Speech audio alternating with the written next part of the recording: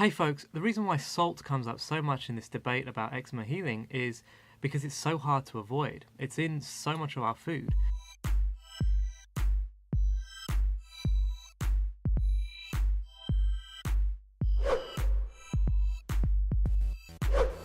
First of all, salt is a stimulatory flavor enhancer. That's what it is when it comes to food. And it's in processed foods, packaged foods, restaurant foods. These are all loaded with salt to enhance their flavor. As a result of this, salt is really hard to avoid, and people in the UK, on average, in 2017, are eating 8 grams of salt per day. 8.1 grams of salt per day is the average intake of salt in the UK, which is it's just a crazy high number. It's a crazy high number. I believe that is higher than the average in the US. And the government, to try and address the issue of hypertension and high blood pressure, the UK government have put out a maximum guideline for salt of 6 grams. 6 grams is what the UK government says is the highest that we should be consuming per day. Frankly, this is like reducing from 80 to 60 cigarettes per day in an attempt to reduce lung cancer. The government never seems to take these problems by the scruff of the neck and really do something radical, something big. Give us some proper advice that is going to really make radical change in the body. But it's almost like they want us to remain sick. Some people believe this. Some people believe that they give us this advice because it keeps us sick and it keeps us paying money into the big pharmaceutical corporations which prop up the economy of so many Western countries. This recommendation of 6 grams per day is ludicrously high for somewhere like the UK, where the climate is cold, people aren't sweating very much. In my opinion, where this has come from is they've looked at the average intake, around 8 grams, and they've just taken a value, an arbitrary value that is a bit lower than 8 grams that seems achievable for the average person.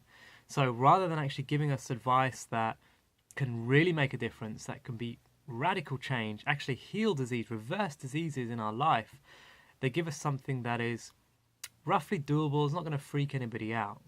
Personally, I aim for under 1 gram of salt per day, under 1,000 milligrams of salt per day. That's my recommendation. That is my personal aim. First of all, salt stores around 100 times its own weight in water. So that means if you eat 5 grams of salt, that's half a kilo of water weight your body's going to retain.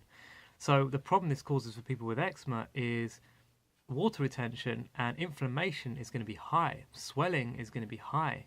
And the irritation that having that excess salt in the bloodstream is just going to increase itching. It's going to just decrease the amount of toxin release from the body. And that's the whole aim of this eczema healing process, is to free as many toxins as possible from the body. Your urination is going to slow down. It's not going to be as frequent because of this whole water retaining effect. Many of the pudgy, flabby, floppy kind of looking people that you see around are not storing excess fat. They're not eating that much fat. They're just eating a whole load of salt, and they're storing a whole heap of water, and they're not sweating, not exercising enough to push that stuff out, just to work it out through the system.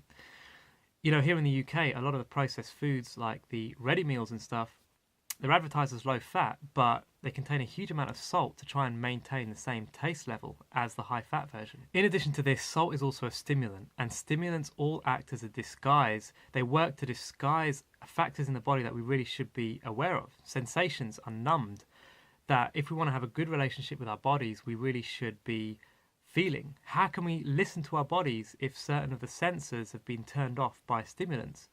For example, salt and other stimulants act as appetite suppressants. So we might not eat enough of the whole food plant-based meal that we've prepared because of the added salt. And later on, we have a calorie deficit and we get cravings. And we eat food that we go on to regret. Being free of excess salt as an eczema sufferer is going to be really encouraging, because it's going to reduce the immediate amount of inflammation and puffiness.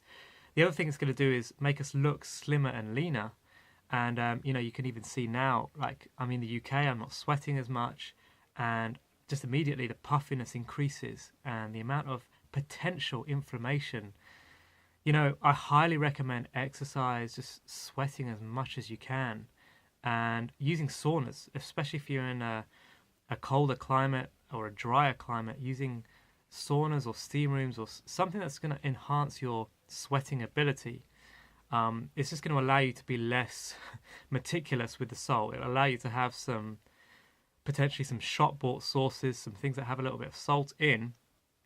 But I still recommend your overall intake is way, way, way lower than whatever your government recommends. Like I say, 1,000 milligrams, sub 1,000 milligrams in the UK type of climate is my aim. If your life habits have left you as a bit of a salt addict, you're going to have to work to wean yourself off. And the first step is to cook without salt. So you put no salt in while the pan's on, because otherwise that salt will just be absorbed within the food as it boils or whatever.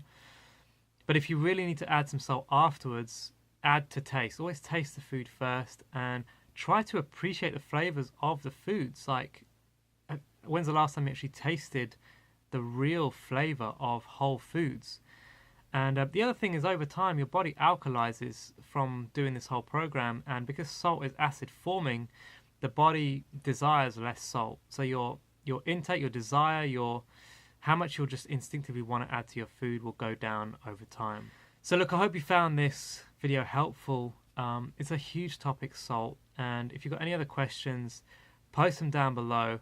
And just another point as well to remind you, there is a Facebook group, the Eczema Healing Community on Facebook. I'll link that down below as well, where a bunch of us are talking about various things that are helping people to get over this eczema, psoriasis, dermatitis, etc. So thanks again for your support and your interest in these videos. Any video requests that you have, again, post them down below and we'll get them made.